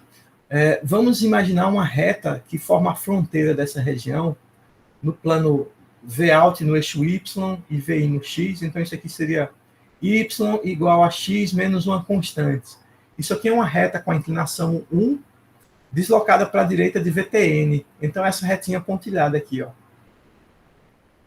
Essa retinha pontilhada é a fronteira da região de transição entre linear e saturado para o NMOS. Se eu tiver com Y menor do que isso, é a região linear. Y menor significa abaixo da reta. Então, essa aqui, toda essa região aqui, onde eu estou passando o mouse, é a região onde o NMOS está no regime linear. Beleza. Maravilha. Agora, se eu estiver acima dessa reta, o NMOS está no regime saturado. Saturado significa que está produzindo a maior corrente possível. Beleza, vamos em frente. Vamos olhar para o PMOS agora. Se o PMOS não está em corte, aí eu vou olhar para essa equação aqui, ó. Vout deve ser maior do que Vin menos VTP para estar na região linear. Se eu, de novo, fizer a reta de referência aí da fronteira dessa inequação, significa y igual a x menos uma constante negativa, fica mais.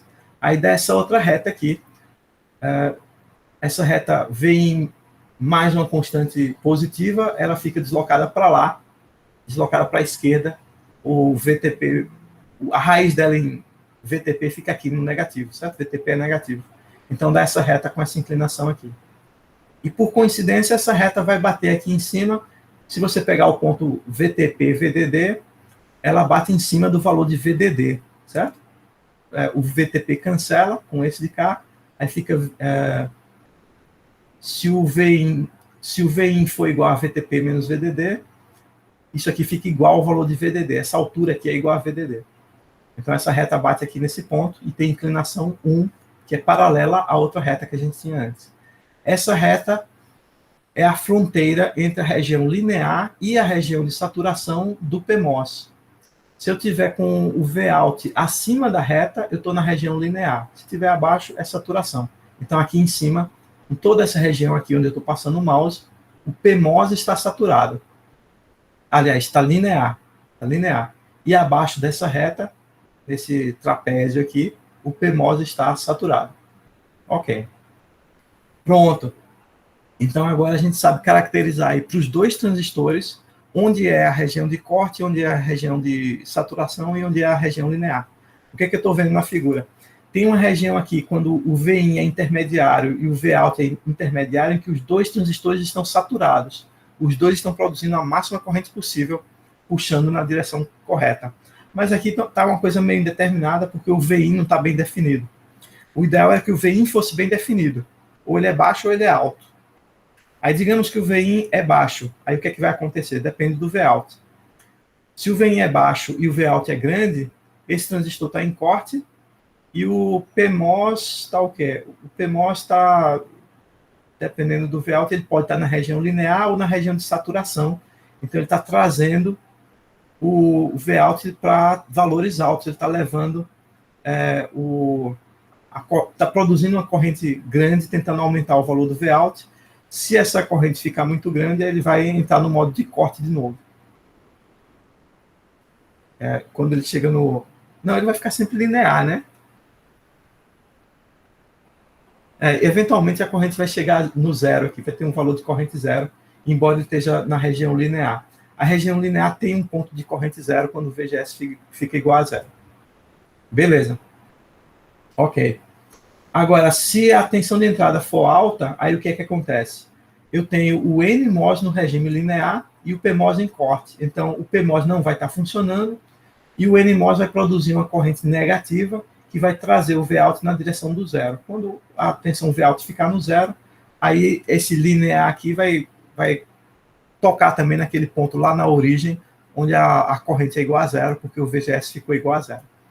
E assim a gente consegue completar nessa figura aqui, saber, se você completar essas 5 regiões aqui, A, B, C, D, F, você consegue saber qual é o tipo de comportamento de cada um dos transistores e determinar qual é a expressão correta para a corrente que ele vai produzir.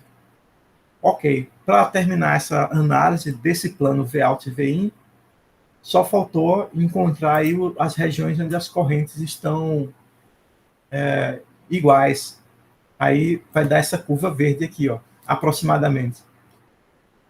Quando as duas correntes forem iguais, ISDP igual a ISN, se um transistor estiver em corte, o outro vai dar uma corrente igual a dele, que vai ser igual a zero. Aí essa é a região com a corrente zero. Na região linear, ele vai ter aquele formato quadrático aqui. Depois ele entra em saturação, os dois vão estar em saturação nessa região. Na região D, um passou para o regime linear e o outro permanece no regime saturado. E, finalmente, um em corte e o outro linear, mas esse linear pode bater no zero lá, gera uma corrente zero, porque o VDS vai ser igual a zero. Então, finalmente, a gente tem a caracterização aqui para cada uma das regiões, o que é que acontece com cada um dos dispositivos e qual é o valor da tensão de saída no equilíbrio aí, certo? Por exemplo, quando os dois estão saturados, o Vout sofre uma queda dramática nessa região aqui. Na minha figura não está claro, mas isso aqui dá uma curva quase vertical. Uma curva vertical significa que você tem uma relação entre a entrada e a saída indeterminada, certo? Você pode ter para a mesma entrada diferentes valores da saída. Significa que a saída pode estar sofrendo uma variação abrupta ali. Não é uma coisa que você dê para resolver como uma função. Não é uma função matemática. É uma relação não funcional. Beleza. Então, isso aqui dá os regimes de operação dos transistores do inversor, e eles permitem a gente escolher qual é a fórmula que você vai utilizar para determinar a corrente, aí, se a gente precisar saber qual é a corrente que vai ser produzida por cada transistor de maneira analítica, para você escolher a fórmula que você vai utilizar para calcular a corrente num programa, por exemplo. Ok. Então, beleza. Por que eu queria chegar nessa figura aqui? A gente finalmente conseguiu entender qual é a origem daquela curva do S invertido que apareceu lá na nossa análise DC do inversor, quando a gente fez a análise no SPICE. E aí você pode imaginar, por exemplo, o que acontece se os betas não forem iguais naquela equação da corrente. Aí o que vai acontecer é o seguinte: se os betas não forem iguais, o ponto onde a corrente vai ser zero vai estar deslocado. Você vai precisar de mais tensão VGS ou VDS para poder atingir o mesmo valor de corrente que o outro transistor. Então, se a razão entre o beta-P e o beta-N não for igual a 1, o centro dessa curva vai se mover para fora da região de VDD sobre 2. E isso aqui forma o que se chama uma porta desbalanceada. Em inglês ele chama skewed, como se fosse inclinada, certo? E aí você tem um deslocamento dessa curva para a esquerda ou para a direita, dependendo da razão entre os betas. Ele está mostrando aqui, se o beta-P sobre beta-N for 0,1, aí você tem a curva muito deslocada para o lado esquerdo, onde predomina o transistor NMOS. Se você tiver o beta muito grande, beta-P sobre beta-N igual a 10, aí você tem a curva muito deslocada para a direita, onde predomina o PMOS, a corrente positiva está dominando. E aí, fazendo balanceamento aqui, mexendo nos valores do beta, você deve procurar trazer essa curva para a unidade, a razão beta-P sobre beta-N igual a 1, de maneira que o ponto VDD sobre 2, no eixo x e y, faz parte dessa curva. Como é que a gente mexe no beta? Bom, o beta depende da mobilidade dos portadores, que você não tem como controlar, depende do material, mas ele depende também do W, L e D. Esse D é a espessura do óxido, o W é a largura do transistor e o L é o comprimento do transistor. A gente não gosta de mexer no comprimento, porque isso torna o transistor mais lento e mais resistivo, diminui a corrente, mas a gente pode aumentar o W.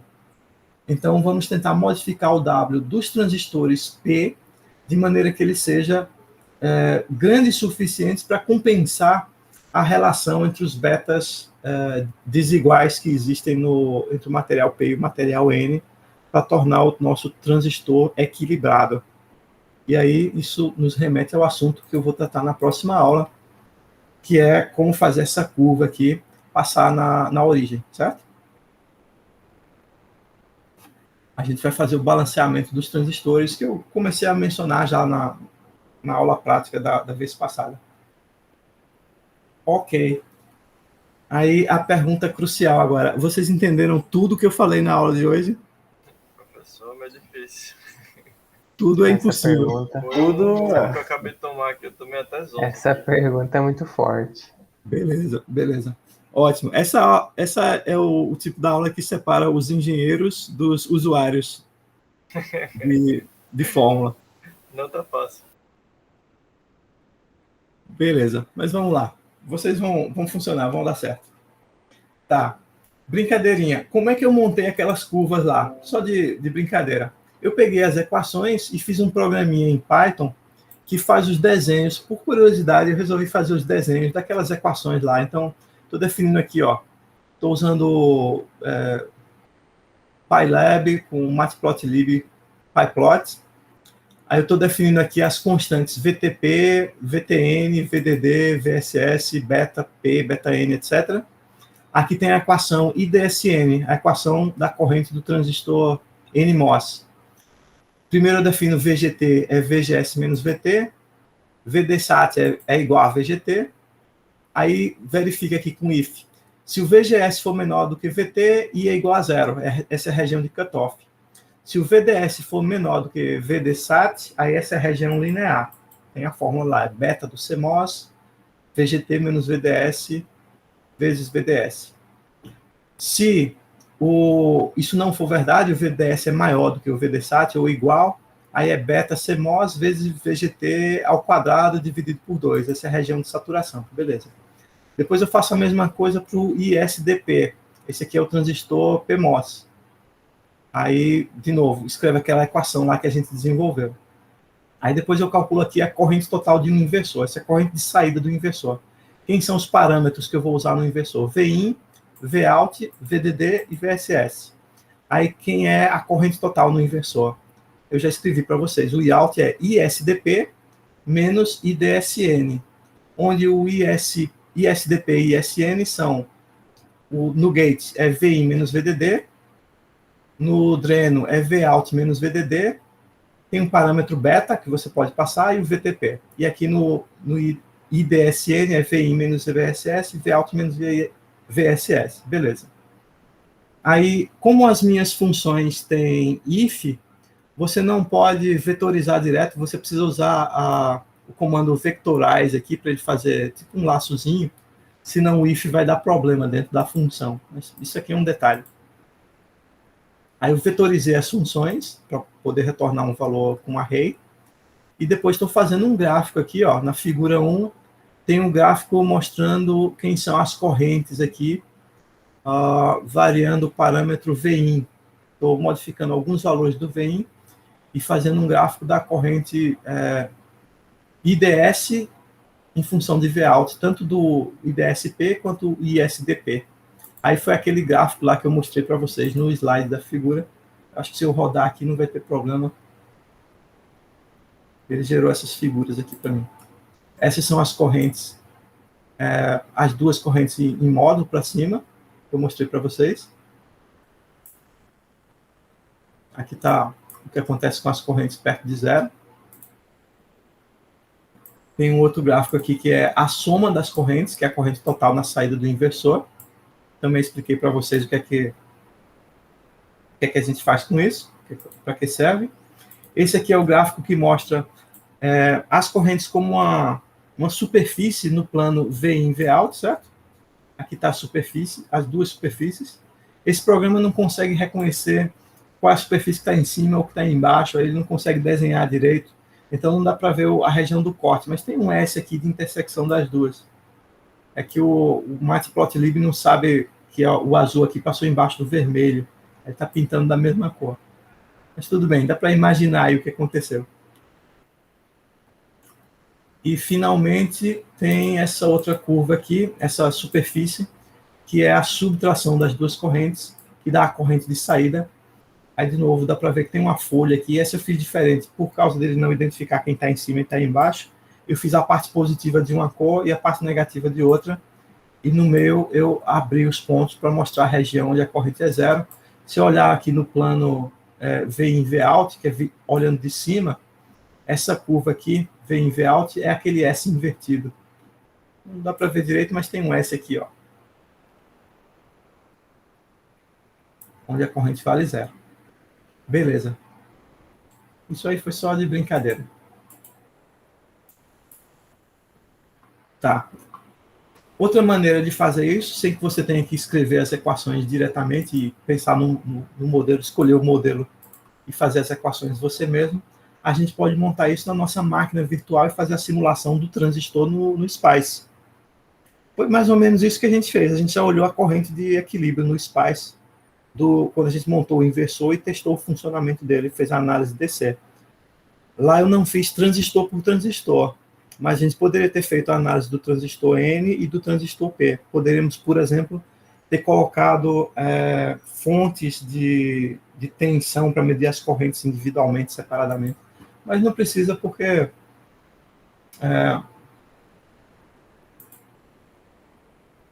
eu não estou interessado em calcular as correntes individuais dos transistores naquela simulação.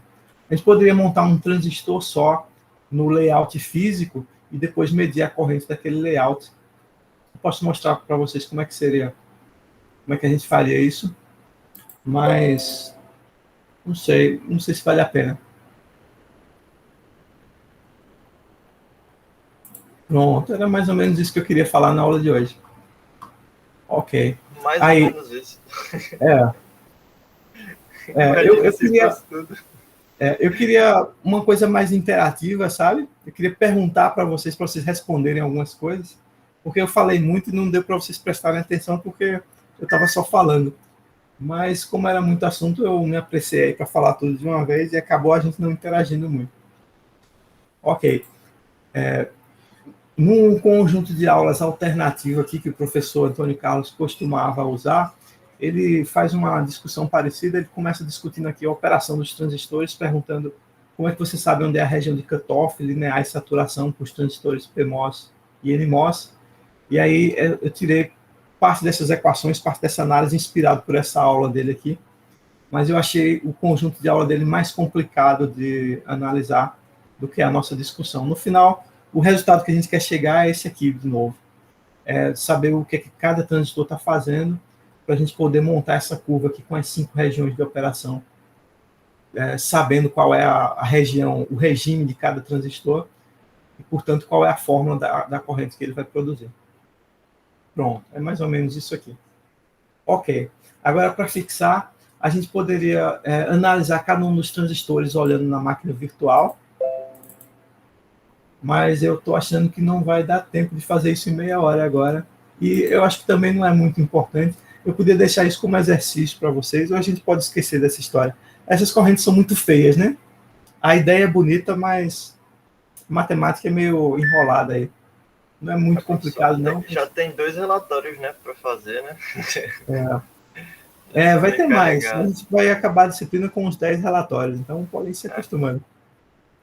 Tudo bem, né? Fazer o quê? Vai ter mais um, pelo menos, nessa unidade. Pensa no outro lado também, só que a gente também está pagando eletrônica, tem que fazer o relatório de eletrônica, né? E também tem trabalho, essas coisas. Isso Vocês aí. inventaram de fazer 7 disciplinas porque quiseram, minha culpa não é minha, não. Eu entendo que tem que dar o assunto por completo, isso aí realmente eu sou a favor, mas assim, tenta assim, só não botar furando muito. Eu agradeço. Tá, mas por enquanto tá tranquilo, não tá? Não, tá tranquilo, por enquanto tá de boa, tá de boa. Beleza. Só dando um aviso prévio, né, assim, pra também não doer muito. Eu não vou esmagar vocês, não. Vamos com calma. Tudo bem.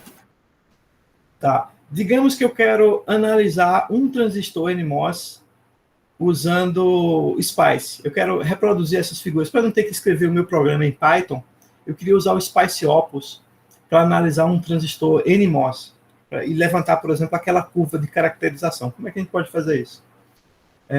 Eu vou criar um arquivo aqui com gedit. Aliás, vamos abrir um já pronto. O que é que a gente tem aqui? Tem um circuito RT, tem diodo. Eu queria um que tivesse um transistor. Os nossos transistores estão aqui no grau, né? No inversor, por exemplo. Vamos dar uma olhadinha no inversor 3.SPI. Onde é que está o modelo do transistor aqui? Esse é o modelo de um transistor TP, eu acho. O transistor tem 4 pernas. Tem esses parâmetros. Vamos copiar esse transistor TN aqui, ó.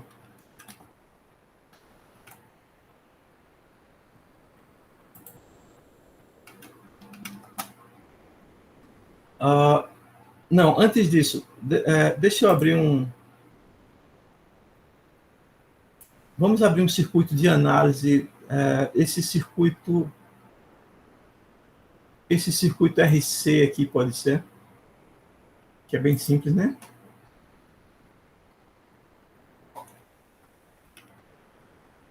Pronto. Eu vou editar esse circuito RC, vou salvar ele com outro nome. File, Save As. Vamos chamar esse aqui de transistor nmos.c.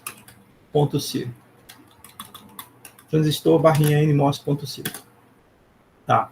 Então vamos mudar o nome aqui, ó. Análise DC de um transistor nmos. Ok. Eu quero fazer a análise DC.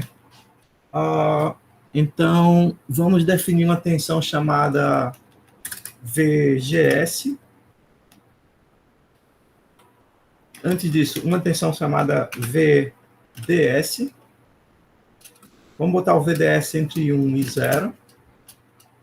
E eu vou botar uma tensão constante aqui, 1.8 volts. Depois a gente faz a varredura dela.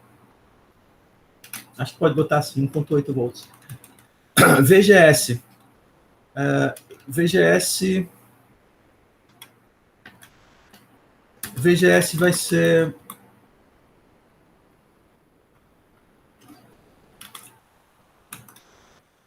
entre dois pontos diferentes. Bom, eu precisava ter o esquemático para não me perder, né?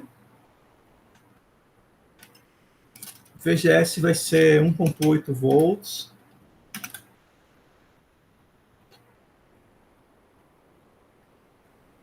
Professor, o VGS é frequência zero ou ela é DC mesmo? Eu vou botar DC, eu quero fazer análise DC. Beleza.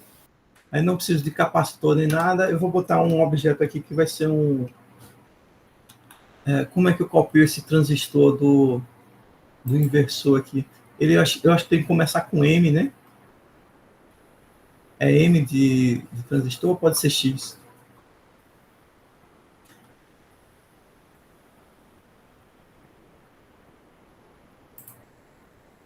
Eu vou chamar de X aqui. Vou chamar esse de X NMOS, para ficar bem claro. Aí, essa primeira coisa aqui é o nome dele, que eu troquei por X. Aqui são os pinos, ele tem 4 pinos, 4 terminais. Vamos colocar aqui os terminais. Eu não sei qual é a ordem dos terminais. Um transistor tem quantos terminais? São 3, não? Acho que tem um corpo também. Eu tenho que saber quais são... gate, né, também? Eu tenho que saber qual é a pinagem, senão eu não consigo. Ô, professor, o gate, ele também compartilha com o corpo? Qual é que compartilha com o corpo?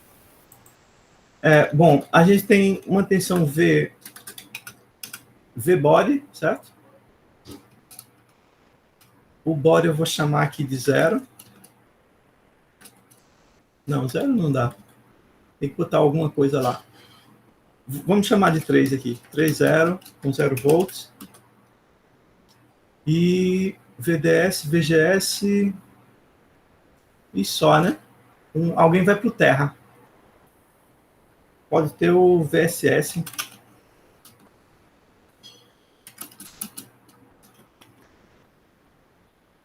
Tá, o source vai no 0, então eu vou chamar esse aqui de 4. VGS é no gate para o VSS, eu vou chamar de 4. E o VBody, se eu chamar VBS, aí eu posso botar aqui 3 a 4. Aí eu vou botar o VSS 0 volts. O VBS também é 0 volts, é uma fonte de tensão. Eu acho que a minha sintaxe da fonte está errada, tem que dizer DC em algum lugar. Depois a gente olha. Ok, aí vamos lá. Eu tenho que adivinhar aqui onde é que são os terminais. Eu vou chamar de 1, 2, 3, 4. Como é que é a ordem dos terminais de um transistor, um transistor N? Vai depender de como foi a definição do modelo aqui. O modelo está lá embaixo. No circuito de simulação, deixa eu abrir o outro. É o ponto CIR, teste do inversor aqui. O modelo é esse aqui, ó.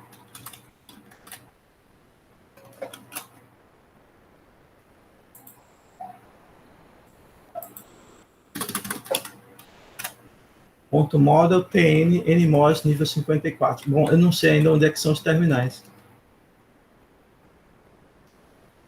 Eu não sei a ordem dos terminais aqui nesse objeto. A gente pode tentar copiar aqui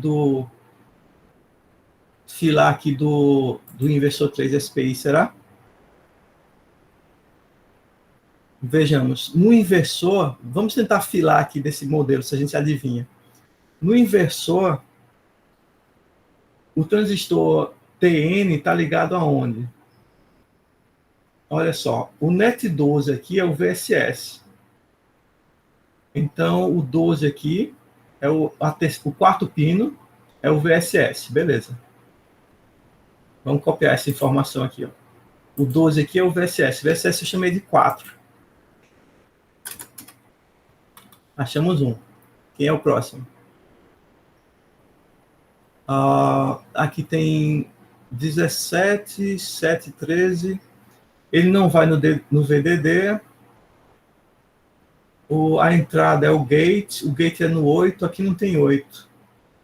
Eu acho que tem uma capacitânciazinha do gate. Devia ter um 8 aqui em algum lugar. Ou um pequeno capacitor conectando 7 e 8. Tem um 7 com 6, 7 com 12. ,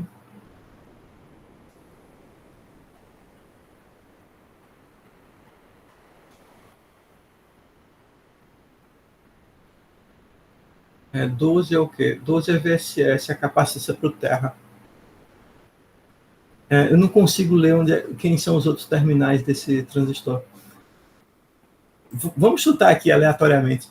Eu vou tentar aqui alguma coisa. Vamos botar 1, 2, 3, 4. Tá? Pronto. Se não der certo, a gente vai saber. Ok, então eu defini um objeto aqui, um circuito, que tem 4 pinos, que é um transistor TN com esses parâmetros. Aí o modelo dele vai ser um NMOS nível 54. Ok, aqui tem fontes de alimentação. A minha sintaxe da fonte acho que está errada. Tem algum outro arquivo aqui que eu fiz teste DC para ver no inversor, né? Sintaxe de fonte DC, aqui, ó, só precisa indicar o valor da tensão da fonte, tá certo? Deixa eu copiar a linha da varredura DC aqui.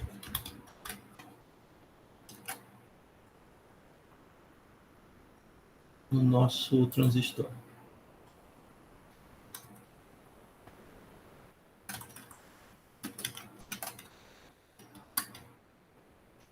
Bom, aí eu vou fazer o seguinte, eu vou variar o DS de 0 até 1.8 volts com um intervalo de 0.01 milivolts.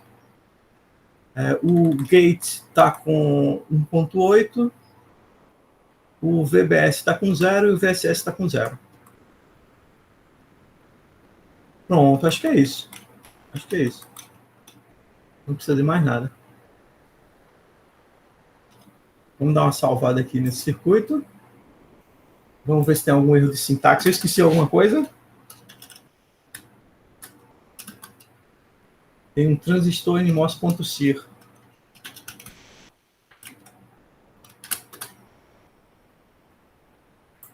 Vamos tentar simular aqui, ó. Transistor tracinho NMOS.SIR. Aí ele diz que tem vários erros. Vamos lá. Subcircuito X NMOS não encontrado. Não é um subcircuito. Eu acho que precisa começar com M aqui. M NMOS. Vamos tentar de novo. Agora ele leu sem erro. Tá, então aprendemos o seguinte. Se você quiser definir um semicondutor, um dispositivo de semicondutor, um transistor MOS, ele tem que começar com M. Certo? D é diodo, R é resistor, V é fonte de tensão, etc. É a sintaxe do SPICE, é assim. Vamos ver se eu consigo rodar esse programa. Run, funcionou. Agora eu quero plotar alguma coisa. Eu estou variando a tensão VDS, então vamos plotar a corrente. Quem são as correntes que existem aqui? Tem 4 correntes. A corrente no ramo VBS, cada fonte tem uma corrente, né? Qual é a fonte que me interessa? Eu acho que a VDS é uma boa. Vamos fazer um plot da VDS. Então é plot e VDS. Pronto, deu isso aqui. Não sei se era isso que eu queria, não. Tá de cabeça para baixo. Bom, deu uma corrente negativa. Se fosse só negativa, não era o problema. Eu posso botar um sinal de menos nela. Pronto. E aí? Tá certo ou tá errado? Parece uma daquelas curvas de corrente que a gente tinha, né? Aqui é a região linear e depois ele satura. Na saturação, ela não fica perfeitamente vertical, horizontal. Tem uma mudança da inclinação severa aqui, mas ela não fica perfeitamente constante, não. Dava para saber se a varredura do VDS fosse maior do que a do gate. Aí ficaria bem mais achatada. Vamos aumentar a varredura aqui, ó. Vou botar 2,8 volts. Se ela mudar muito de inclinação e ficar achatada, aí tá certo. Então vamos fechar esse gráfico aqui e refazer o cálculo. Run e o plot com a corrente negativa. Pronto, é isso. É isso aqui. Essa aqui é a corrente IDS no transistor NMOS para um VGS fixo em 1,8 volts. Então, isso corresponde a ter uma tensão de entrada alta e o NMOS está tentando puxar a saída para uma tensão baixa. Está produzindo a corrente VDS aí, tentando puxar a corrente para uma...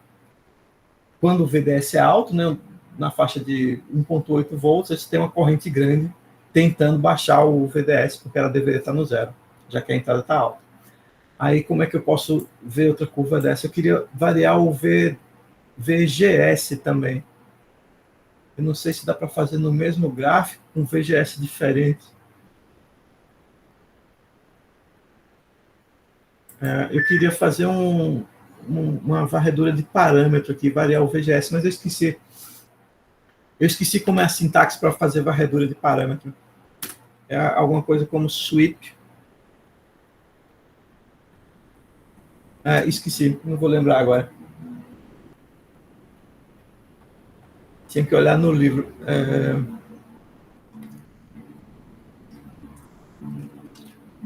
Acho que é sweep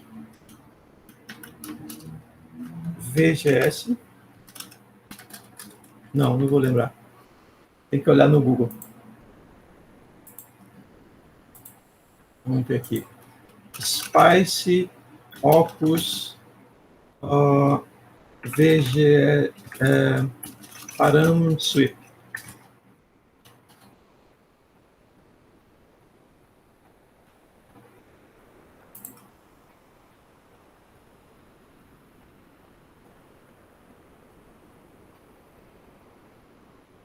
Isso aqui não é específico do Spice Opus, é para o Spice geral.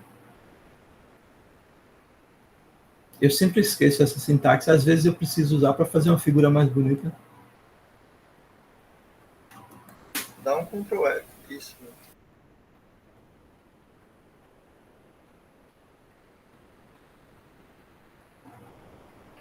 Não é assim, não. Tem que procurar no Spice em geral.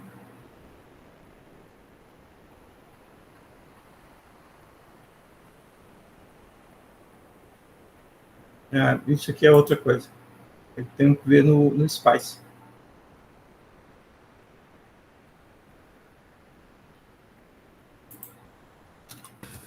Spice Param Sweep. Tem um comando chamado .step. Acho que é isso. Tem que aceitar cookies, né? Esse aqui é no LT Spice.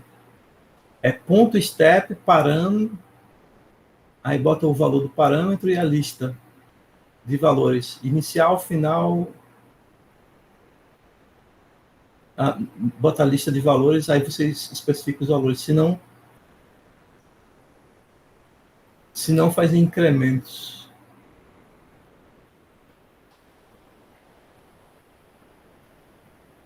Passo inicial, final e passo, é isso. Step param, é isso que eu quero. Vamos tentar aqui. Ponto, step, parâmetro, VGS. Aí, inicial 0, final 1.8 e passo 0.2. Pronto, vamos ver se vai funcionar.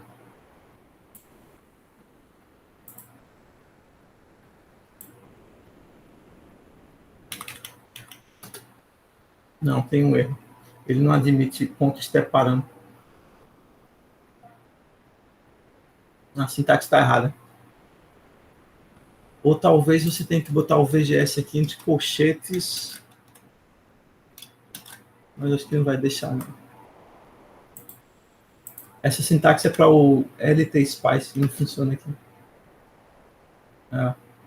Aqui é substituição aritmética.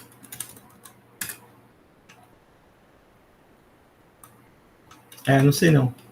Fico devendo para vocês como é que faz a varredura de parâmetros. Mas a gente pode botar um parâmetro extra aqui e verificar, certo? Vamos baixar o VGS, eu vou botar 0.9. E aí a gente compara os gráficos.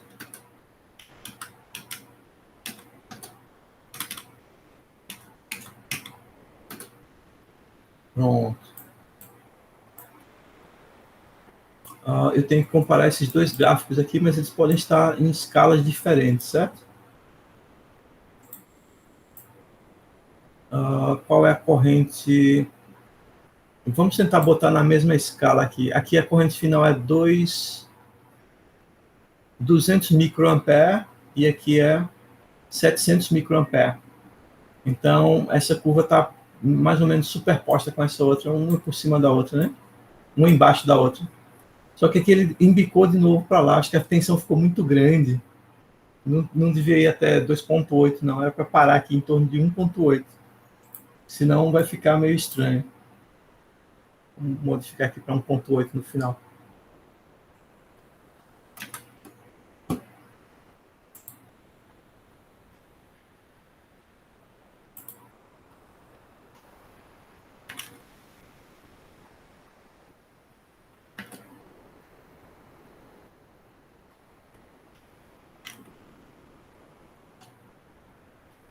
Ok. Essa é a tensão VGS 09. Vamos botar aqui 1.8.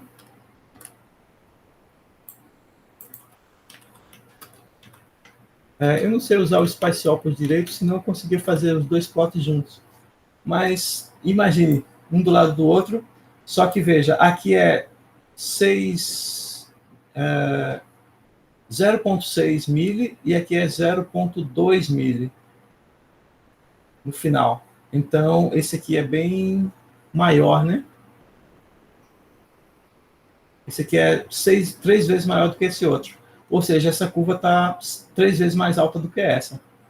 Então, formou aquele conjunto de curvas sucessivas. Assim não ficou muito bonito, não, mas se a gente tivesse a varredura contínua do parâmetro, ia dar várias figuras, uma por cima da outra. E veja que a transição aconteceu mais ou menos aqui em torno de 1 volt. Esse aqui é mais baixo, ela vai mais para a esquerda, porque o joelho, onde a gente muda de saturado para linear, ele tem um formato daquela parábola. Então, aqui ele está mais baixo. Essa figura é 6 vezes mais alta do que a outra. Para botar na mesma escala, eu tinha que puxar essa de cá para cá, né? O 0,2 bater aqui, ó, na mesma altura. Cadê? Esse 0,2 tem que bater nessa altura aqui, ó. Mais ou menos isso. Mais baixo aqui. Pronto, as figuras aqui estão mais ou menos na mesma escala. Ou seja, mudar o VGS, mudar a altura final da curva. Eu acho que é isso. Isso é uma maneira de fazer a análise desse transistor, ele mostra. Para você não ter que fazer o seu programa. Pode usar o modelo do Spice. E esse modelo aqui, inclusive, ele é mais preciso do que o nosso modelo. O nível 54 de Berkeley, ele usa ele considera a saturação com uma dependência com uma corrente que depende do VDS e considera também a corrente reversa. Existe uma corrente de fuga nessa situação aqui que é não nula. O que a gente poderia ver se eu aplicasse o VDS negativo, ou colocasse o VGS igual a zero. Vamos botar o VGS igual a zero aqui. Abaixo do limiar não deveria haver corrente, não é isso? Vamos fazer o teste aqui com o VGS igual a zero.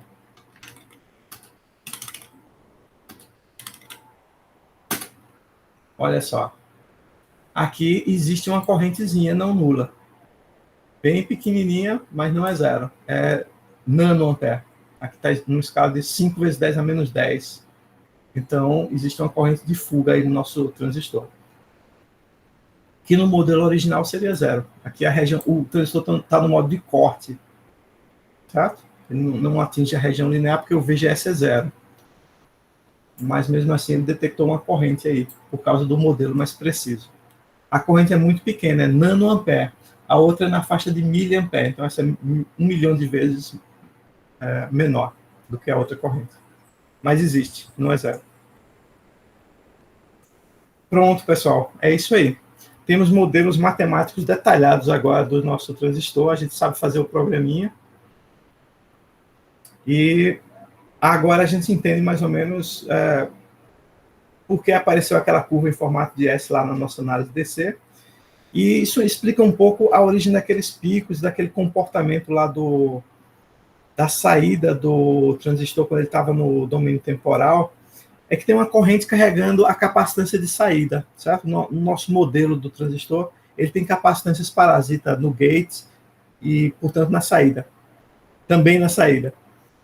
Então, você tem uma fonte de corrente aí, produzindo uma corrente finita, carregando um capacitor, isso dá um tempo de carga.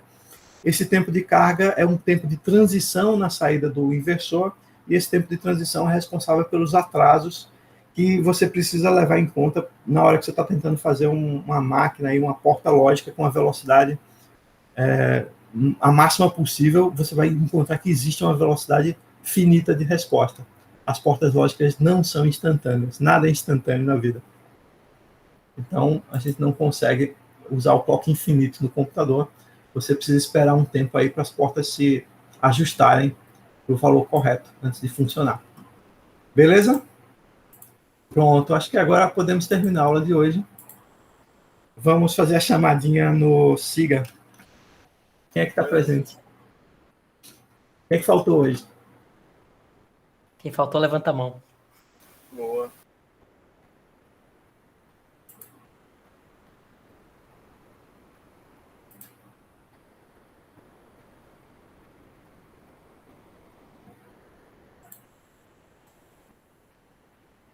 Vamos lá, hoje é dia 9.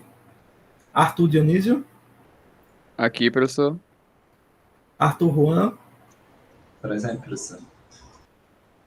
Carlos? Presente, professor. Darlison? Presente. Everton? Eu. Franklin? Estou aqui, professor. Giovanni? Faltou? Henrique Presente, falou. professor. Itamar? João Pedro faltou. João Wallace? Faltou também. José Vitor? Presente, professor. Júlio? Presente, professor. Lenildo? Lucas? Luciana estava aqui, ela saiu. Marcos Davi? Professor, o senhor botou falta para alguns alunos que estão na sala. Foi? Para quem? Acho que pro Giovanni e o Henrique, eu acho, não sei. Quer dizer, o Henrique tá falando alguma coisa no chat. Henrique está aqui agora, está presente. Ele está falando da vez passada. A conexão caiu às 15, então vou botar meia falta para você, Henrique. José Vitor, Júlio. Faltou o Giovanni, professor. Cadê? O Giovanni tá aí, professor. Giovanni tá aqui? Abra a boca. Giovanni tá aqui? Cadê Giovanni? Tá, ele não tá no chat. Ele tinha ido no banheiro. Tá. Ok. Lucas Lima, Luciana estava presente. Marcos tá aqui? Não. Marcos faltou. Matheus Fonseca. Matheus Rodrigues. Não, Matheus Soares.